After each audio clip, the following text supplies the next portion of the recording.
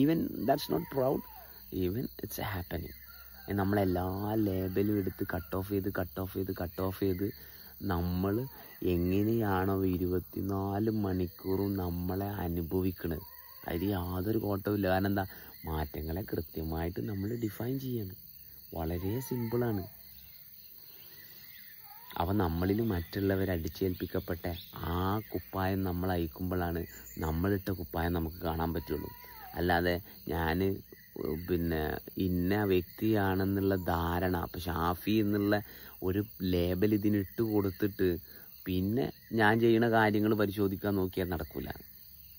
ആദ്യം ഷാഫി എന്നുള്ള ലേബൽ ഒഴിവാക്കണം. കാരണം ഷാഫി എന്നുള്ള ലേബൽ വേറെ ആരോ തന്ന ലേബലാണ്. അപ്പോൾ ഷാഫി നിലനിൽക്കാനുള്ള കാരണത്തെ പറ്റിയിട്ടുള്ള ആ ഒരു ക്ലാരിറ്റി ഉണ്ടെങ്കിൽ മാത്രമേ അവിടുന്ന് നമുക്ക് അനലൈസേഷൻ പോസിബിൾ ഉള്ളൂ. So always come back to your base. That's it.